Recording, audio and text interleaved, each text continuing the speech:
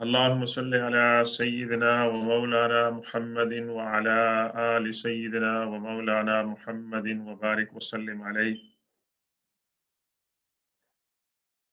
أعوذ بالله من الشيطان الرجيم.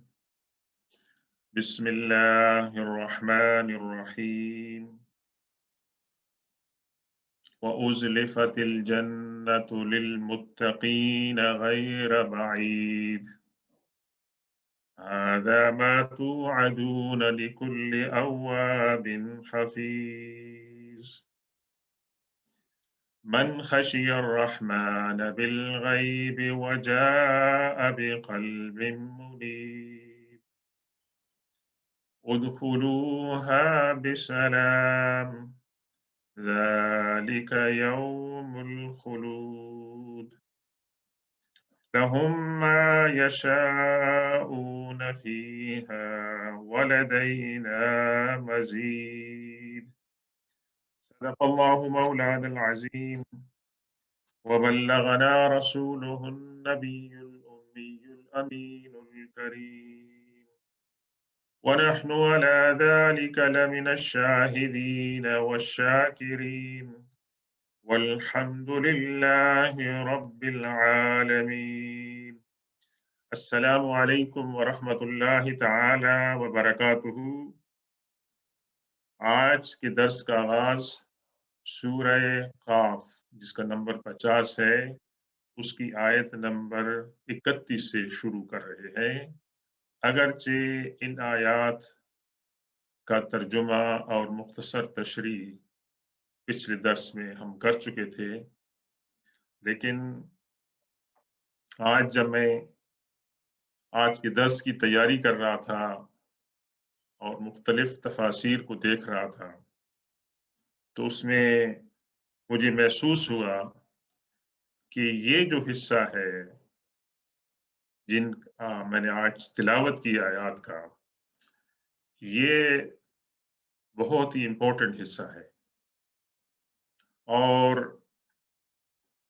یہ حصہ گویا اسلام کا، ایمان کا، قرآن کا اور اس سورت کا مغز ہے، اس کا ایسنس ہے، ایک سمری ہے کہ ایک مسلمان کا فوکس کیا ہونا چاہیے۔ عرض کیا تھا لاسٹ درس میں کہ اللہ تبارک و تعالی نے جنتیوں کا اکرام فرمایا، ان کا اعزاز فرمایا، اور ان کے لیے اللہ تبارک و تعالی کی طرف سے جب اس بات کا فیصلہ ہو جائے کہ so and so deserve to be in paradise, جب اس کا اعلان ہو جائے اللہ کی عدالت سے، اللہ تبارک و تعالی کے سامنے، تو ان کا اکرام وہاں سے شروع ہوگا، ایز اے وی آئی پی نہیں بلکہ موسٹ وی آئی پی ٹریٹمنٹ ان کو دیا جائے گا۔ سب سے زیادہ وی آئی پی ٹریٹمنٹ ہوگا کن کا؟ انبیاء کرام کا۔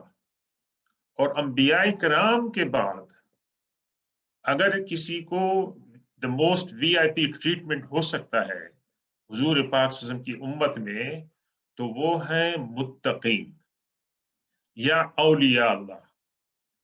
اولیاء اللہ بغیر متقین کے نہیں ہو سکتے، اور جو متقین ہوں گے وہ اولیاء اللہ ہوں گے۔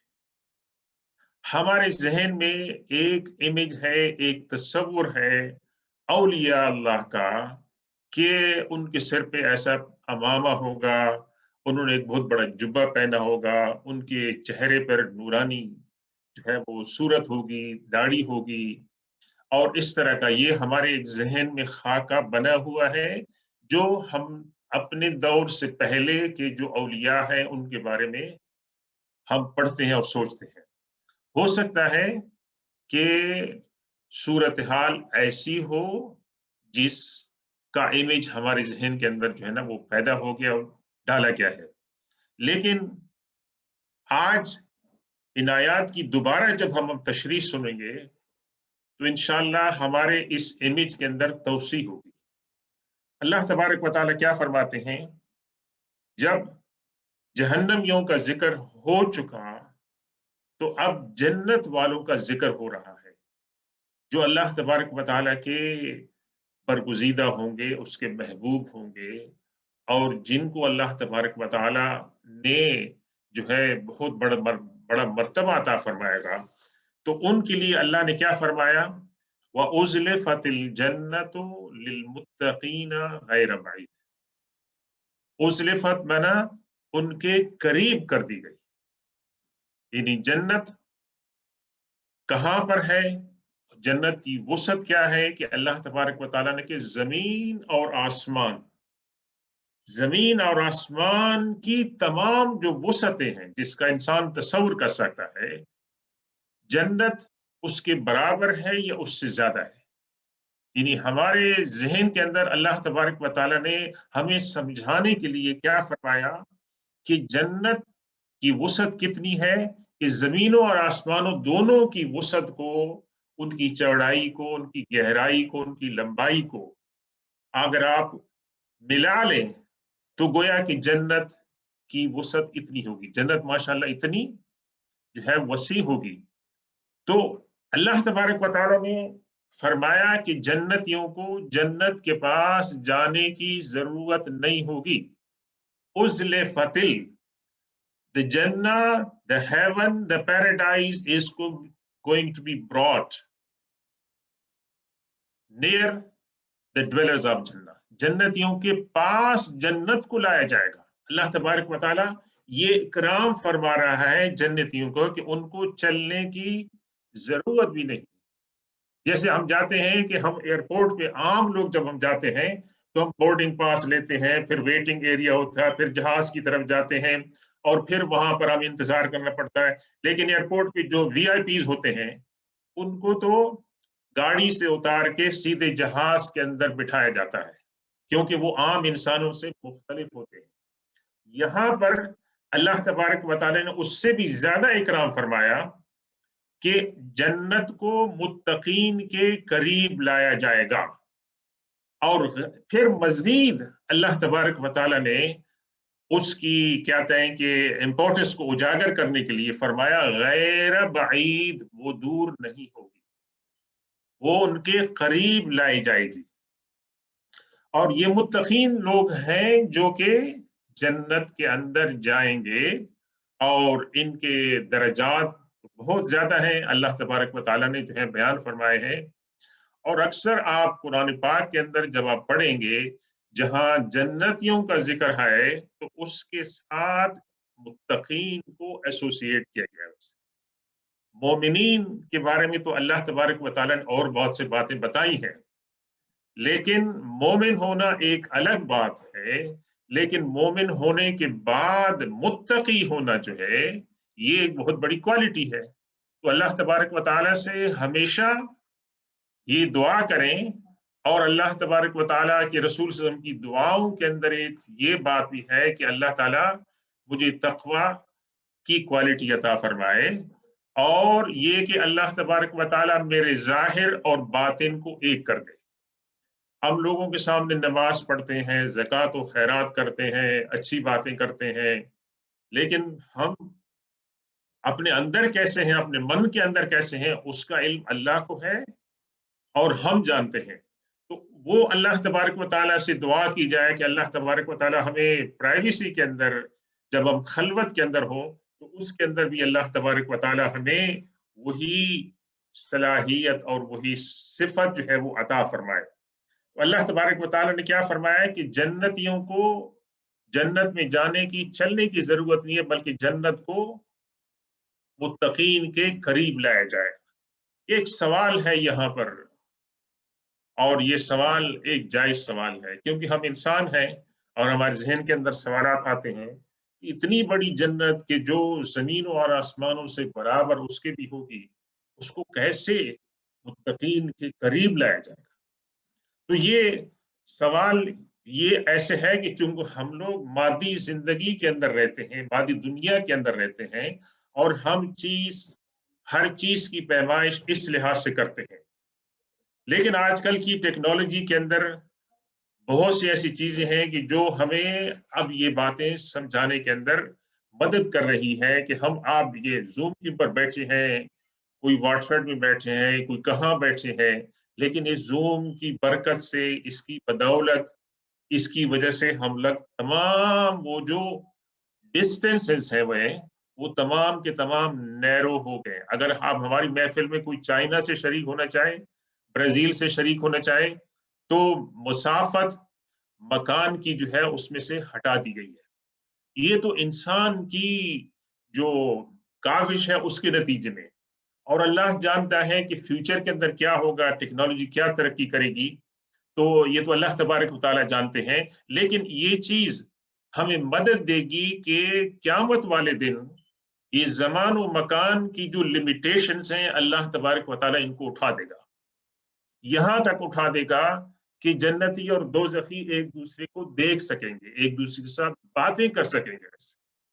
جنتی پوچھیں گے دوزخ والوں سے کہ آپ اس مقام تک کیسے پہنچے ہیں، اور دوزخ والے جنت والوں سے کہیں گے، ایڈریس کریں گے کہ پلیز کم از کم آپ کچھ پانی تو ہمارے اوپر پھینکیں، یا اللہ نے جو نعمتیں آپ کو دی ہیں ویسے. اور یہ جو بات میں عرض کر رہا ہوں یہ قرآن پاک کے اندر موجود ہے، قرآن کے اندر اس کا ذکر ہے، احادیث کے اندر ذکر ہے. تو یہ بات سمجھ میں آ سکتی ہے کہ اس دنیا کے جو رولز ہیں، قواعد ہیں، وہ وہاں پر اللہ تبارک و تعالیٰ ان کو سسپینڈ کر دے گا، تمام کے تمام کو یا سب کو. ان میں سے ایک یہ بھی ہے کہ زمان اور مکان کی جو لمیٹیشنز ہیں وہ اٹھا لی جائیں گی ویسے. اور دوسری بات اس کے اندر کیا ہے کہ متقین کا احترام کیا جا رہا ہے. انہوں نے دنیا میں تقوی کی بنیاد پر، اللہ کی خوف کی، اللہ کی خشیت کی وجہ سے اور پرہیزگاری کی وجہ سے انہوں نے جو رویہ اختیار کیا تھا، اللہ تبارک و تعالیٰ اس دن ان کو مخلوق کے سامنے ان کا اعزاز اور ان کا اکرام فرمائے گا. اللہ تبارک و تعالیٰ سے دعا ہے کہ اللہ تعالیٰ ہم سب کو ان نیک بندوں کے اندر شامل فرمائے. اللہ تبارک و تعالیٰ ہمیں ایسے اللہ کے نیک بندوں کی صفات عطا فرمائے جن کا یہاں قرآن کے اندر جو ہے وہ ذکر ہو رہا ہے. اور اللہ تبارک و تعالیٰ ہمیں بھی جو ہے نا ان اللہ کے نیک بندوں میں شامل فرمائے کہ جن کی وجہ سے ہمارا اکرام ہو آخرت کے اندر، اور ہمیں کہا جائے کہ آپ سیدھے یہ دروازہ ہے، اس کے اندر آپ جنت کے اندر داخل ہیں، آپ کو جانے کی، آپ کو چلنے کی ضرورت بھی نہیں ہے. هذا ما توعدون لكل اواب حفیظ. پھر ان سے کیا کہا جائے گا؟ ان سے کیا کہا جائے گا کہ آپ کو جنت میں جانے کی ضرورت نہیں، جنت کو آپ کے پاس لایا جائے گا. یہ آپ دیکھ رہے ہیں جس کا آپ کے ساتھ وعدہ کیا گیا تھا، یہ وہ ہے جس کا آپ کے ساتھ وعدہ کیا تھا. کس نے ہمارے ساتھ وعدہ کیا تھا؟ قرآن نے وعدہ کیا. اور اللہ کے پیغمبر جب دنیا میں اپنی امت کے پاس تشریف لائے تھے تو انہوں نے کہا تھا کہ مرنے کے بعد جنت اور دوزخ ہے. اور ان کی امتیوں نے ان کی بات پر یقین کیا، ان پر ایمان لائے. تو اب ہزاروں سال ہوں گے، اس کے اندر ہزاروں سال گزر گئے، اور قیامت کا ہزاروں سال کا پیریڈ ہے. اور اس کے بعد اللہ تبارک و تعالیٰ نے فرمایا کہ یہ جس بات کا تم سے وعدہ کیا گیا تھا وہ وعدہ اب سچ ہو رہا ہے. اور اس وعدے کے لیے انتظار میں مدتیں گزر گئی، لیکن ان کو کوئی چیز ڈسویٹ نہیں کر سکی کہ نعوذ باللہ اللہ کا وعدہ جو ہے وہ فریب ہے. وہ اس وعدے پہ ایمان بالغیب پہ قائم رہے. تو اللہ نے فرمایا ہاذا ما توعدون، یہ جس کا تمہارے ساتھ وعدہ کیا گیا تھا یہ تم اس کو اب ظاہری طور پر دیکھ رہے ہو. لکل اواب حفیظ. اب یہاں سے جنتیوں اور خاص طور پر متقین جن کی اللہ تبارک و تعالیٰ یہ باتیں بیان فرما رہا ہے اور جن کا اتنا احترام اور وقار بیان فرما رہا ہے، اللہ تبارک و تعالیٰ ان کی کوالٹیز بیان کر رہا ہے کہ متقین لوگ کون ہیں. اس کی تفصیل آ رہی ہے، اور یہ جو تفصیلات ہیں، ایک ہی کوالٹی جو ہے وہ بہت ہی اعلیٰ قسم کی کوالٹی ہے. جیسے میں نے عرض کیا کہ یہ اولیاء اللہ کی کوالٹی ہے. مثال کے طور پر فرمایا لکل اواب حفیظ. یہ جو وادی کی تکمیل ہو رہی ہے اور جنت میں ان کو جانے کی بشارت دی جا رہی ہے، یہ کس کے لیے؟ ہر اس شخص کے لیے کہ جو اواب ہے اور جو حفیظ ہے۔ اواب پچھلی دفعہ بھی عرض کیا تھا کہ وہ شخص کی جو اللہ کی طرف متوجہ ہوتا ہے، اور حفیظ کے معنی یہ ہیں حفاظت کرنے والے۔ تو اب دونوں کی تھوڑی سی ہم تشریح کرتے ہیں کہ اواب سے کیا مراد ہے۔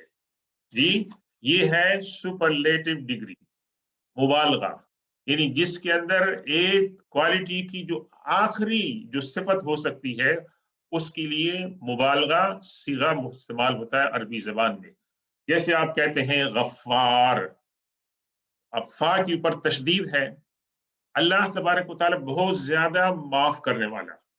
تواب، واؤ کے اوپر تشدید ہے، اللہ تعالیٰ بہت زیادہ توبہ قبول کرنے والا۔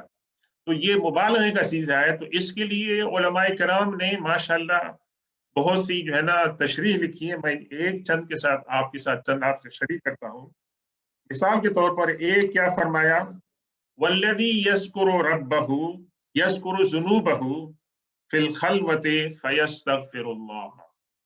ایک وہ انسان ہے اواب کہ جو تنہائی میں اپنے گناہوں کو یاد کرتا ہے اور تنہائی میں اللہ کے سامنے گڑ گڑاتا ہے اور دعا مانگتا ہے کہ اللہ تعالیٰ میرے گناہوں کو معاف فرما دے۔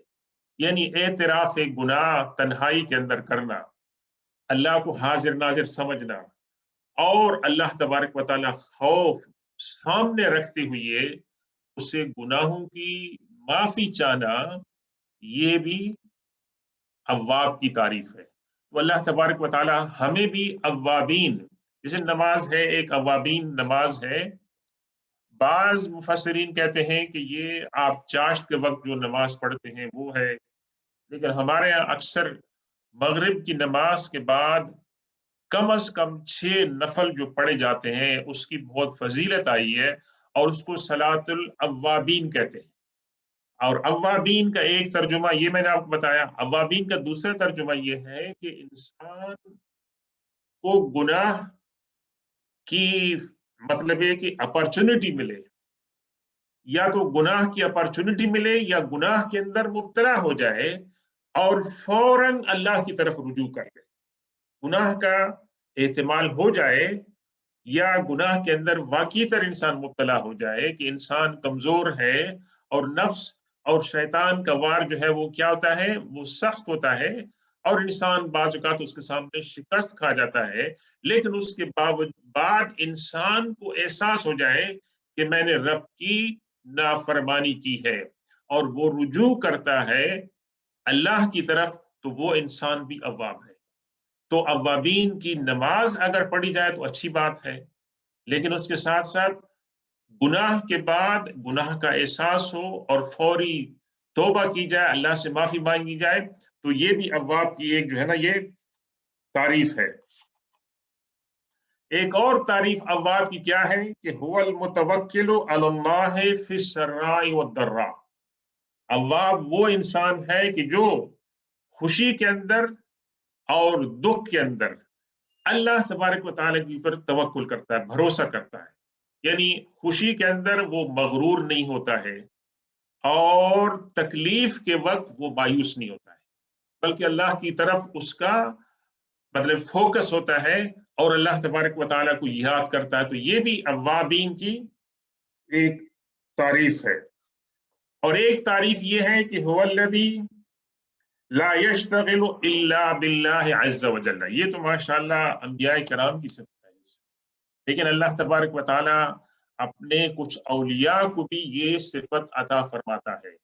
کیا ہے کہ وہ کہ جس کے من میں اور جس کے خیالات کے اندر اللہ کے سوا کوئی اور چیز نہیں ہوتی، ہر وقت اس کا فوکس اللہ تبارک و تعالیٰ کی ذات ہوتی ہے کہ یہ میں کام کروں گا تو اللہ اس سے راضی ہو جائے گا، اور اس کام کے اندر میں مبتلا ہوں گا تو اللہ ناراض ہو جائے گا۔ ہر چیز ان کی گورن ہوتی ہے، ڈریون ہوتی ہے، کس کے ساتھ کہ بھائی ان کے اندر احساس ہوتا ہے کہ اللہ تبارک و تعالیٰ حاضر اور ناظر ہے، اور اللہ تبارک و تعالیٰ کے سامنے میری تمام چیزیں ہیں۔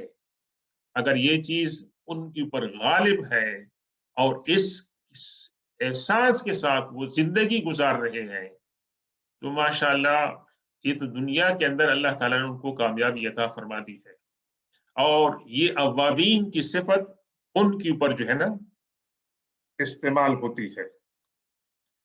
اور اس کے علاوہ دوسرا جو لفظ ہے وہ بھی بہت امپورٹنٹ ہے، اگرچہ ہم اس کا ترجمہ کرتے ہیں حفیظ کے معنی ہے کہ سیف گارڈنگ کرنا، کسی چیز کی حفاظت کرنا، لیکن حفیظ کے معنی یا حفاظت سے زیادہ ہے ویسے۔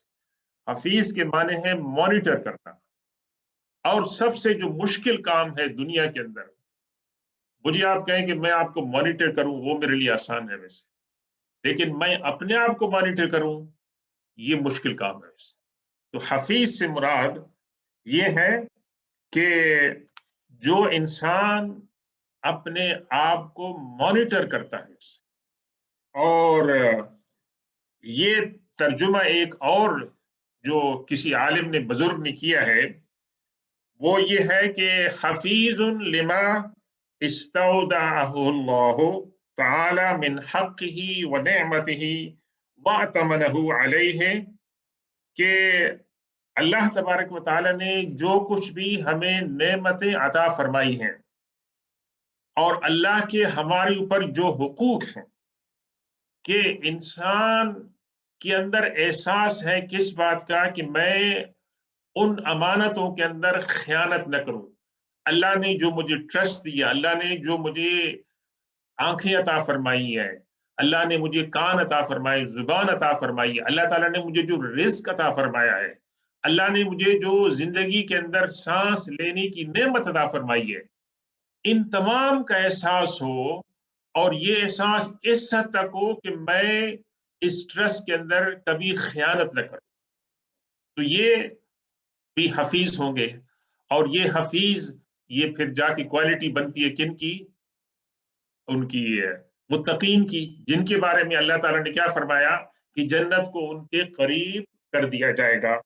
اللہ تعالیٰ سے دعا ہے کہ اللہ ہمیں بھی یہ صفات جو ہے وہ عطا فرمائے، حفیظ کی صفات بھی عطا فرمائے اور اواب کی صفات بھی عطا فرمائے۔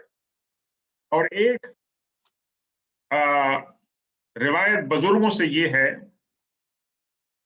کہ اواب اور حفیظ دونوں کو اگر ملایا جائے تو یہ اللہ کے وہ نیک بندے تھے کہ جب وہ مجلس کسی محفل میں بیٹھے ہیں، کہیں پر گیدرنگ ہے، تو وہاں سے اٹھنے کے بعد وہ کیا کرتے تھے؟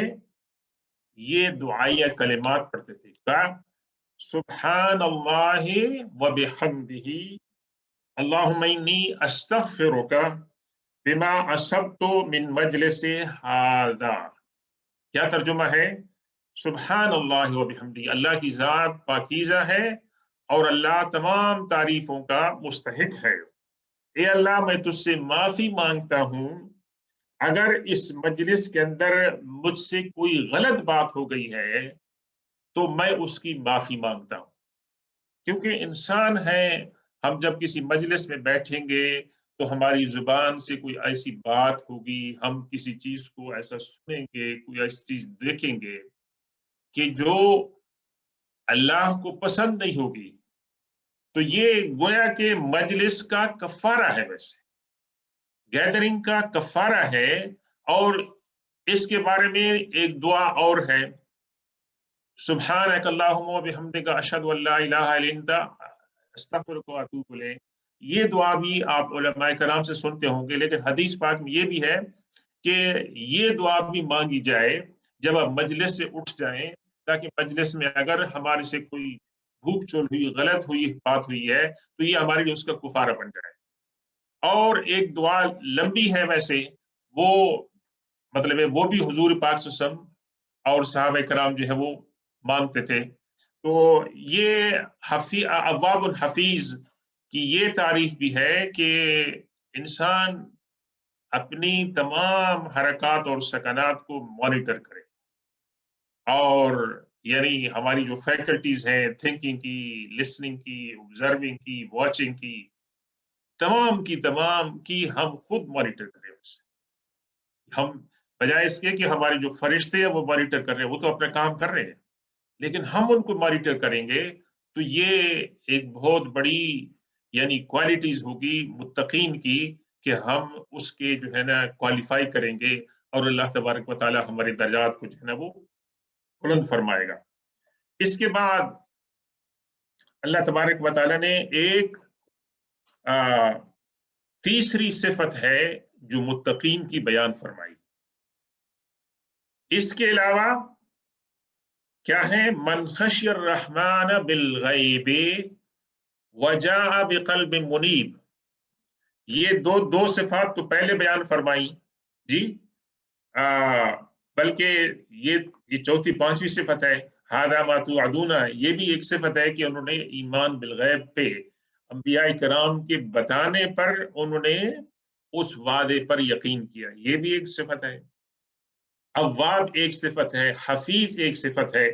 اب یہ چوتھی پانچویں صفت آ رہی ہے کہ جو من خشی الرحمن بالغیب، جو خدا کو دیکھے بغیر اللہ کا خوف اس کے اندر ہے، اللہ کو دیکھے بغیر اللہ کا خوف ان کے اندر ہے، تو اللہ تبارک و تعالی سے یعنی فی الخلوت حین لا یراہ احد، جب وہ تنہائی میں ہوتے ہیں اور انہیں اور کوئی نہیں دیکھ رہا ہوتا ہے، اور اس وقت یہ عقیدہ ان کے اوپر مطلب غالب ہوتا ہے کہ اللہ تبارک و تعالی مجھے دیکھ رہا ہے، اور اس عقیدے کی بنیاد پر وہ اللہ کے ساتھ کیا کرتے ہیں؟ اللہ سے ڈرتے ہیں، ویسے اللہ کا خوف جو ہے وہ رکھتے ہیں۔ اور ایک بہت بڑی یعنی دلچسپ تشریح علماء کرام نے یہاں پر یہ کی ہے کہ اللہ نے یہاں پر یہ نہیں فرمایا کہ من خشی باللہ ہے، کہ جو اللہ سے ڈرتا ہے، بلکہ فرمایا من خشی بالرحمن ہے۔ تو ان دونوں کے ساتھ ربط کیا ہے؟ ویسے اللہ تبارک و تعالیٰ نے قرآن کے اندر بجائے اس کے کہ من خشی باللہ من خشی بالرب کی بجائے استعمال فرمایا من خشی بالرحمن، جو رحمان الرحیم سے تنہائی کے اندر خوف رکھتا ہے۔ کیا مطلب کیا ہے اس کے اندر؟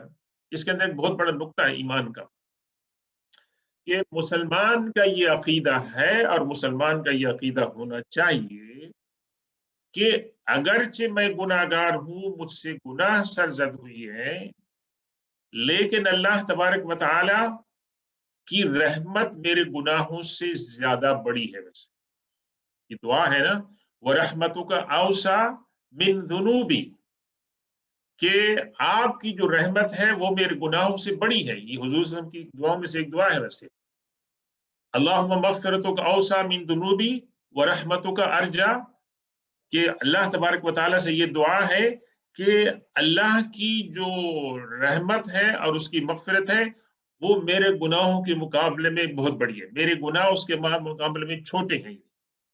یہ عقیدہ رکھنے کے باوجود کہ اللہ تبارک و تعالیٰ غفور الرحیم ہے، تواب ہے، وہ معاف کرتا ہے، اس کے باوجود انسان کے اندر خدا کا ڈر ہو، خدا کا خوف ہو، اور خاص طور پر تنہائی کے اندر، تو یہ متقین کی صفات ہے، یہ متقین کی صفات ہے۔ اور اللہ تبارک و تعالیٰ نے کیا فرمایا کہ جو اللہ سے ڈرے اللہ کو دیکھے بغیر بالغیب، پھر اس کے بعد ایک اور صفت بیان فرمائی، وجاء بقلب منیب، اور اپنا دل ایسا اللہ کی بارگاہ میں پیش کیا کہ جو اللہ کی طرف جو ہے وہ کیا ہے؟ مائل ہے، اللہ کی طرف جو ہے وہ رجوع کرنے والا ہے، اللہ کے اوپر کنسنٹریٹ کرنے والا ہے۔ اور ایک تعریف کیا فرمائی کہ مخلص مقبل علی الطاعات، وہ انسان کہ جو اپنی اعمال کے اندر، اپنی عبادات کے اندر مخلص ہے، اس کے اندر کوئی دنیاوی یعنی طلب نہیں ہے، شہرت نہیں ہے، دکھاوا نہیں ہے، اور سوائے اللہ کی رضا کے، اللہ کی رضا ہی سب کچھ اس کے لیے ہے، جو بھی وہ کام کرتے ہیں اس کام کے اندر سب سے پہلے وہ کیا دیکھتے ہیں کہ اس کے اندر اللہ راضی ہوگا یا نہیں ہوگا، ویسے جو میں کام کر رہا ہوں اللہ راضی ہوگا یا نہیں ہوگا. اور دوسرا یہ ہے کہ وہ ان کے اندر انکلینیشن ہے کس بات کے اوپر، اللہ کی اوبیڈینس کے اندر، اللہ کے سامنے اپنے آپ کو سبمٹ کرنے کے اندر اور اللہ کی فرمانبرداری کرنے کے اندر. تو منیب کے معنی متوجہ ہونے کے ہیں اللہ تبارک و تعالیٰ کی طرف، اور نیکی کی طرف جو ہے نا وہ مائل ہونے. یہ تمام صفات کن کی بیان ہو رہی ہیں؟ یہ تمام صفات متقین بیان ہو رہی ہیں. اور متقین وہ لوگ ہیں کہ جن کے جنت کو قریب، جن کے قریب کیا جائے گا. ان کو جنت میں جانے کی ضرورت نہیں ہے، بلکہ جنت ان کے پاس لائی جائے گی. سبحان اللہ. ہم لوگ میں سے ہر ایک کی کیا خواہش ہے کہ ہم جنت کے اندر جائیں، ویسے ہم جنت کے اندر جائیں. تو ہم تو طالب جنت ہو گئے، اور دنیا جنت جو ہے وہ ہماری مطلوب ہو گئی. لیکن قیامت کے اندر متقین کو اللہ تبارک و تعالیٰ کیا اعزاز عطا فرمائے گا کہ وہ طالب نہیں ہوں گے، بلکہ وہ مطلوب ہوں گے جنت کی. جنت کو ان کے پاس لایا جائے گا، وہ جنت کے پاس نہیں جائیں گے. تو یہ بہت بڑا مقام ہے.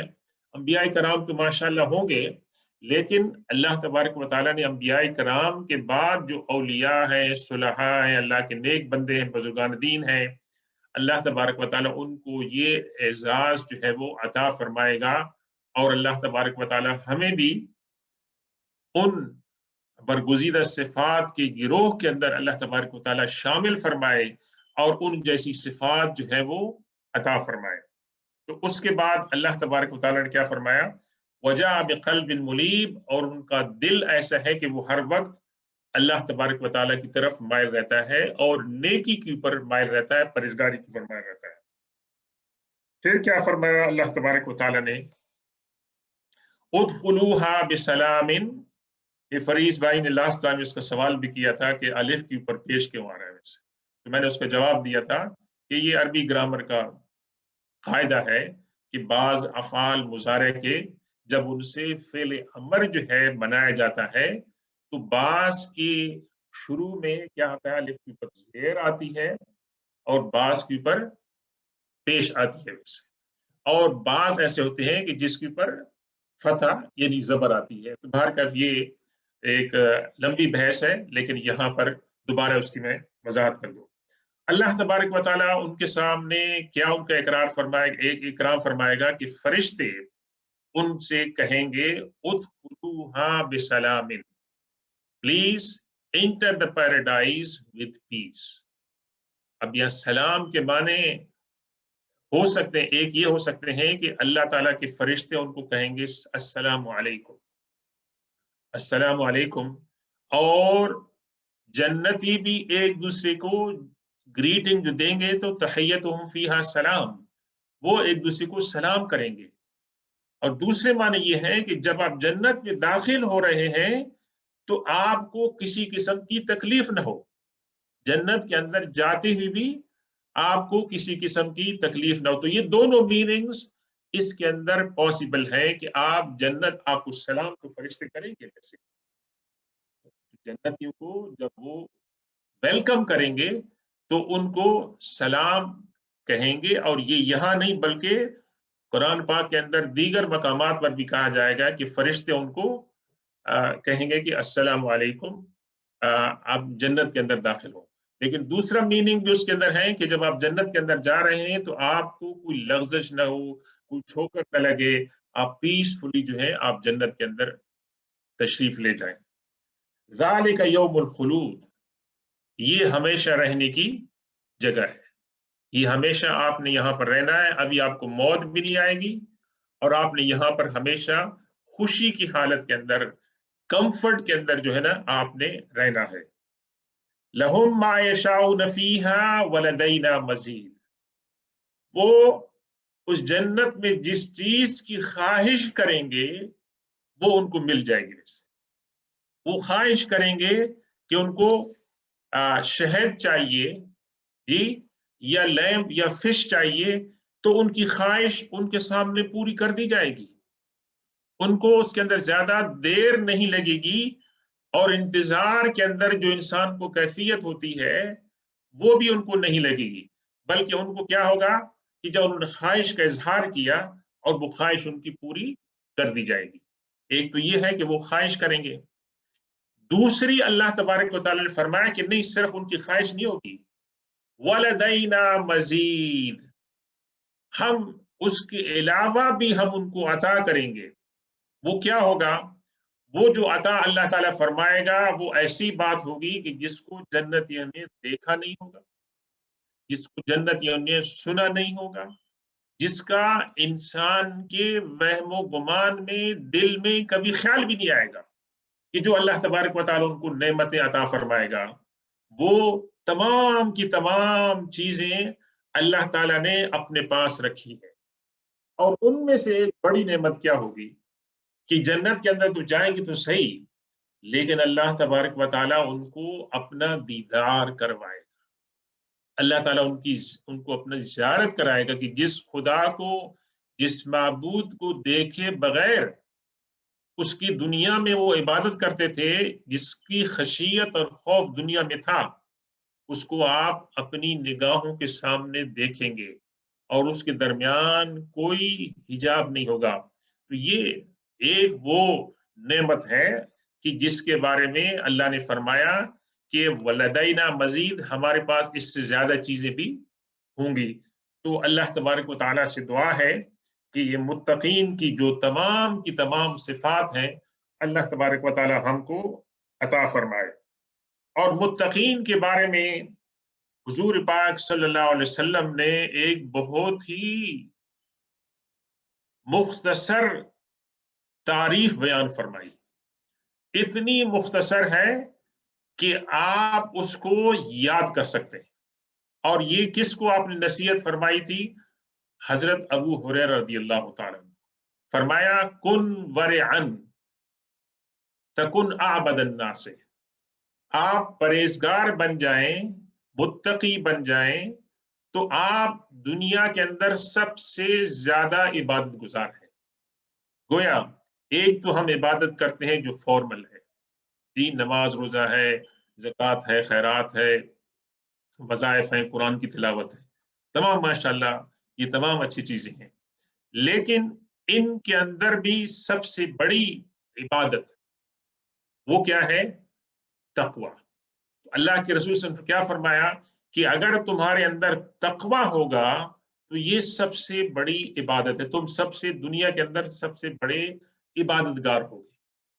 تو اللہ تبارک و تعالی ہمیں یہ صلاحیت اور یہ خوبی بھی عطا فرمائے۔ اور ایک اور حدیث، خوبصورت حدیث میں آپ سے میں عرض کرتا ہوں کہ اللہ کے رسول صلی اللہ علیہ وسلم نے فرمایا حجبت النار بالشہوات وحجبت الجنت بالمکارہ۔ حجبہ حجاب سے ہے، یعنی اسکرین اور پردہ ہے، کس کس ہے؟ فرمایا کہ جنت کی جو اسکرین ہے، جنت کا جو پردہ ہے، اس کو کون سی چیز ہٹاتی ہے، اس کو کون سی چیز پھاڑتی ہے، اس کے اندر کون سی چیز نقصان پہنچاتی ہے؟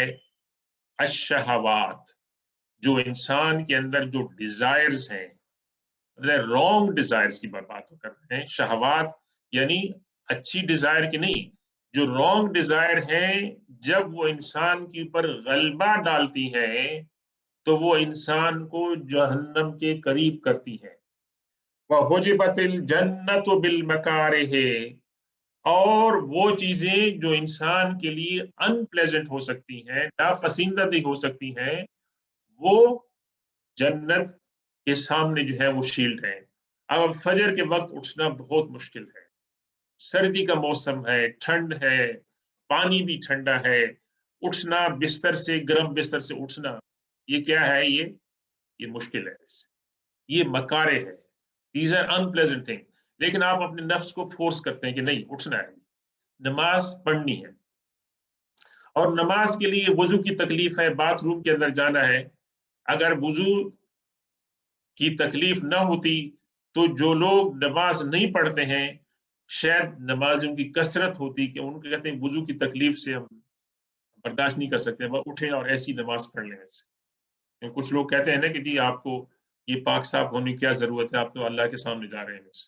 یہ ماشاء اللہ اللہ کے لوگ جو ہے نا، کچھ لوگ ایسی بات کرتے ہیں ویسے، اللہ استغفر اللہ، پاک صاف کیا آپ نے اللہ کے سامنے جا رہے ہیں؟ نہیں، یہ بات نہیں ہے۔ تو یہ جو بات ہے کہ جس کے اندر تھوڑی سی انکمفرٹیبلٹی ہے، جس کے اندر تکلیف ہے، اس کو انسان جو ہے اس کے اوپر اوور کم ہوتا ہے، اس کو مطلب ہے کہ اس کے اوپر غلبہ آتا ہے اور اپنے نفس کو کہتا ہے کہ برداشت کرو۔ روزے کے اندر تکلیف ہے، زکوٰۃ کے اندر تکلیف ہے، اپنی جیب سے پیسہ جا رہا ہے، ویسے اپنی جیب سے پیسہ جا رہا ہے تو انسان تو پیسے کو بہت کلوزلی اس کے ساتھ اٹیچ ہوتا ہے، اور پیسے کے لیے انسان بہت بڑی قربانیاں دیتا ہے، اور پھر ایسے انسان کو پیسہ دینا کہ جس سے آپ کو ریٹرن آپ توقع نہیں کرتے، ایون یہ کہ بھی آپ اس سے یہ بھی توقع نہ کریں کہ وہ آپ کا شکریہ ادا کریں۔ اگر آپ کہتے ہیں کہ وہ آپ کا شکریہ ادا کرے تو پھر تو مطلب ہے کہ زکوٰۃ کا مقصد دنیا میں پورا ہو گیا، ویسے اللہ سے تو پھر کوئی ریوارڈ لینے کی ضرورت نہیں ہے۔ تو یہ تمام کی تمام چیزیں کس کے اندر آتی ہیں؟ حجبت الجنت بالمکارہ۔ تو اللہ تبارک و تعالی جو ہے وہ یہاں پر ان چیزوں کی بات بیان فرما رہا ہے کہ وہ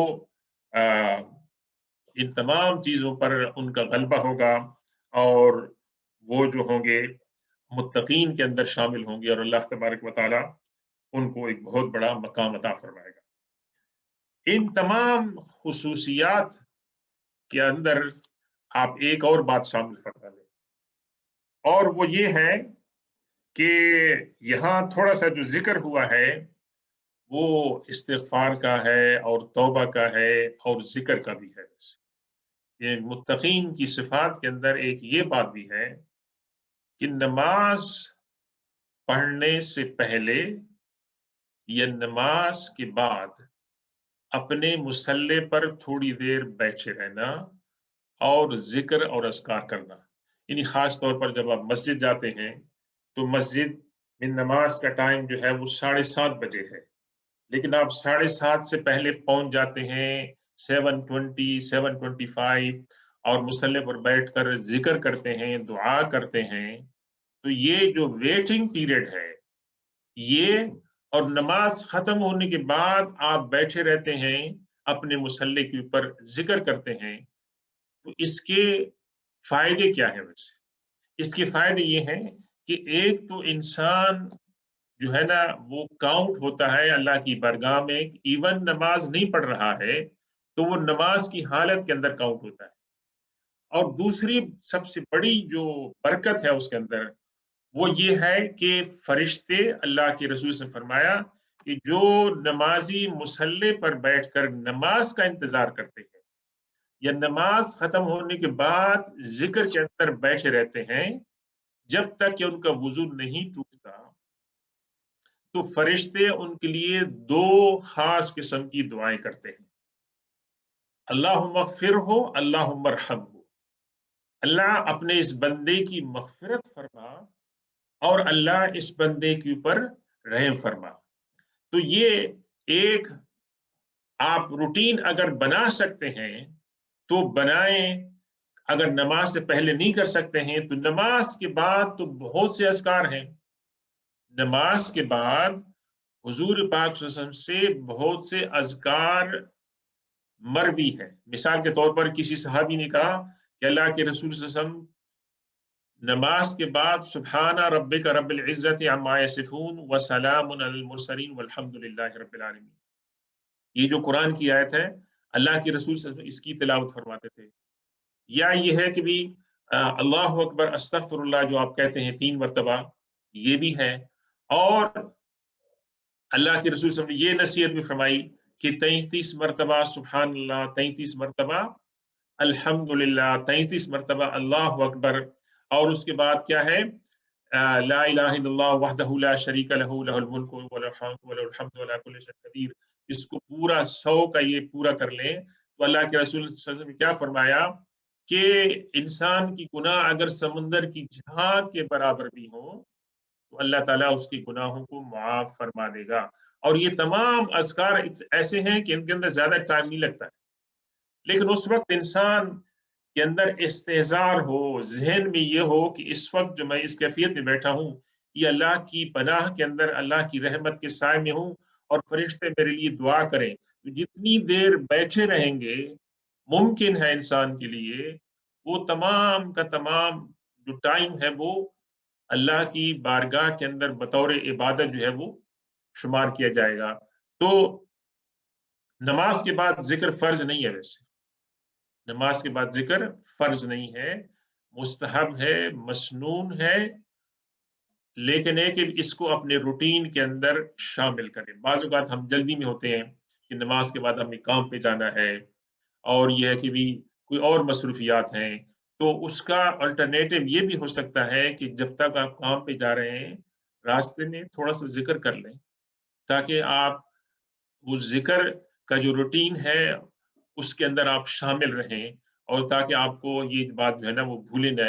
اور دوسری بات یہ بھی ضرور نوٹ کریں کہ جو الفاظ آپ ذکر کے ادا کر رہے ہیں ویسے ان کی میننگ کے اوپر بھی غور کریں.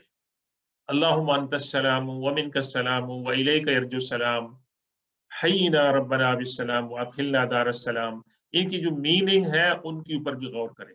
سبحان اللہ کی کیا میننگ ہے، استغفر اللہ کیا میننگ ہے، اللہ اکبر کی کیا میننگ ہے، سبحان ربک رب العزت عما یصفون وسلام علی المرسلین، ان کی کیا میننگ ہے.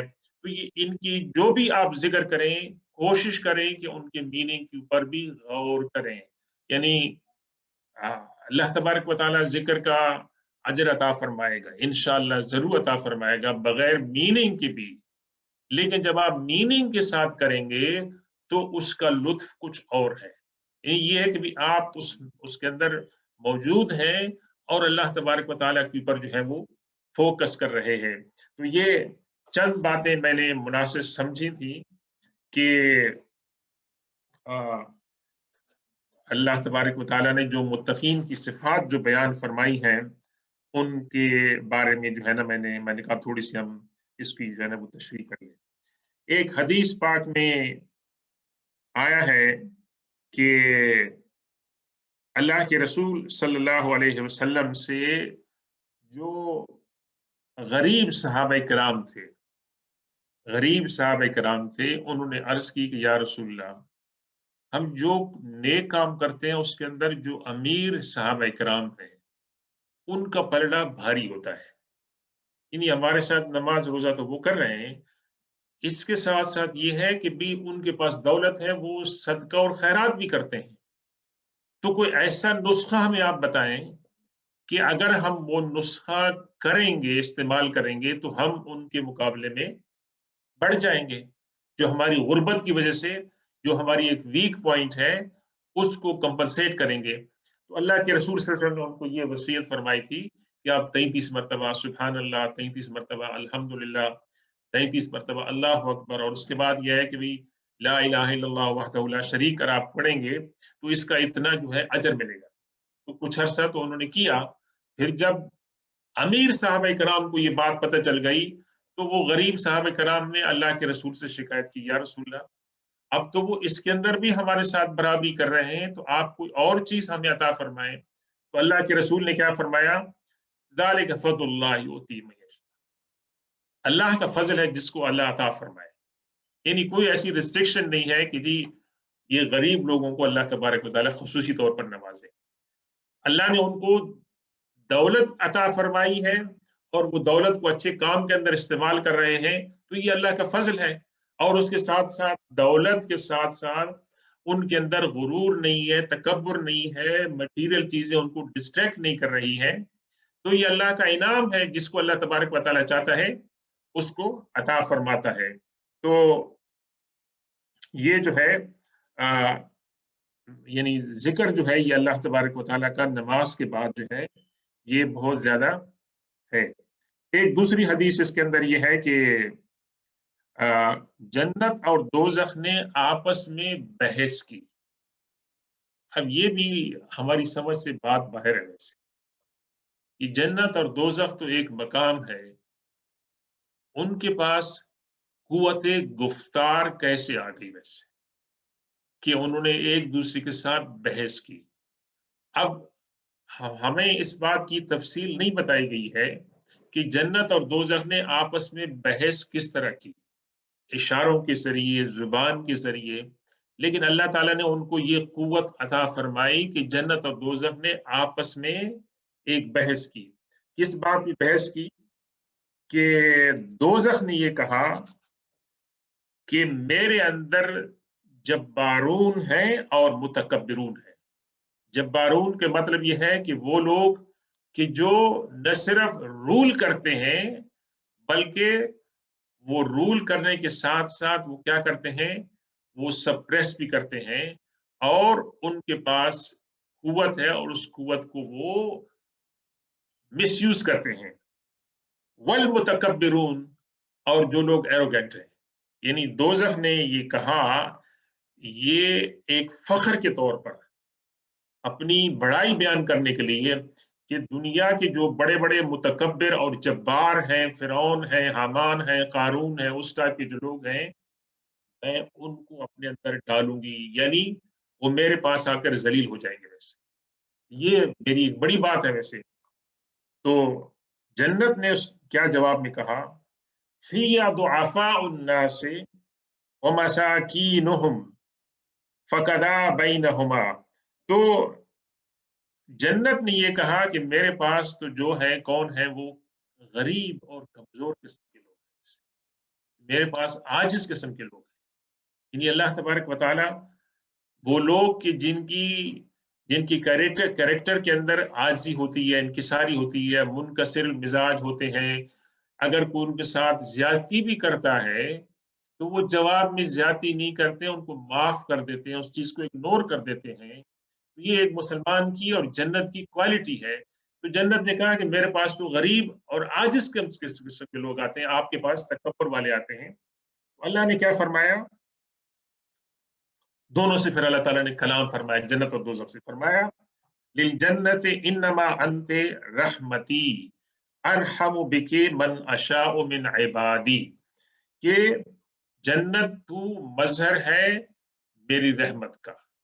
یعنی جنت جو ہے وہ اللہ تبارک و تعالیٰ کی رحمت کا مظہر ہے کہ جو جنت میں جائیں گے گویا اللہ کی رحمت کے سائے میں وہ ہوں گے.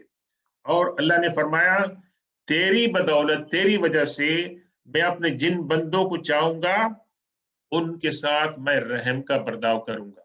یعنی اللہ تبارک و تعالیٰ جو صفات ہے رحمان اور رحیم، کیا بتایا گیا ہے کہ 99% اللہ کی جو صفت رحمت ہے اس کا اظہار قیامت کے اندر ہوگا.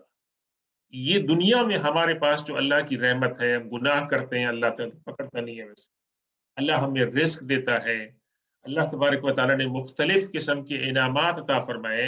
یہ صرف 1% اللہ کی رحمت کا ظہور دنیا میں ہے. ویسے 99% اللہ کی رحمت کا ظہور کب ہوگا؟ وہ قیامت کے اندر ہوگا. اس کی ایک چھوٹی سی مثال میں آپ کو عرض کروں کہ 2 آدمی ہیں نماز پڑھتے ہیں، 2 آدمی ہیں روزہ رکھتے ہیں.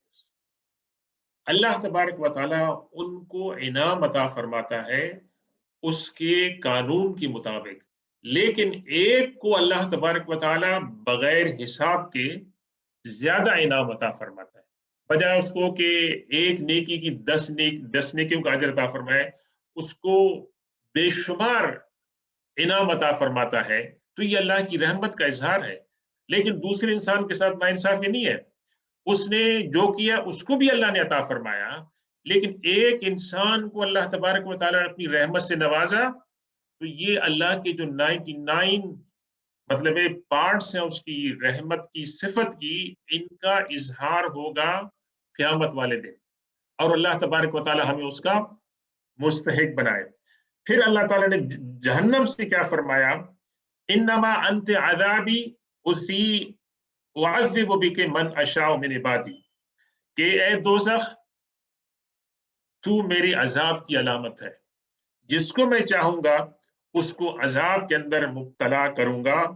اور وَلِكُلِّ وَاحِدَةٍ مِّنْكُمَا مَلْئُهَا، اور تم دونوں کو میں फुल कर दूंगा, यानी तुम दोनों के अंदर मैं इंसानों को जहर डालूंगा, यानी इंसान गोया वहां पर क्या हो जाएंगे कि वो जन्नत और दोजख उनसे जो है वो भर दी जाएगी। तो ये इसकी भी तशरीह है कि हल में मजीद जो अल्लाह तबारक व तआला ने फरमाया। तो अल्लाह तबारक व तआला से ये दुआ है कि अल्लाह तबारक व तआला हमें जो है वो मुत्तकीन की सिफात अता फरमाए, तकवा और परहेज़गारी की सिफात अल्लाह ताला हमें अता फरमाए। और इस सूरत के अंदर, इन आयात के अंदर अल्लाह तबारक व तआला ने मुत्तकीन की जो सिफात बयान फरमाई है, अल्लाह तबारक व तआला हमें इनसे मुत्तसिफ फरमाए।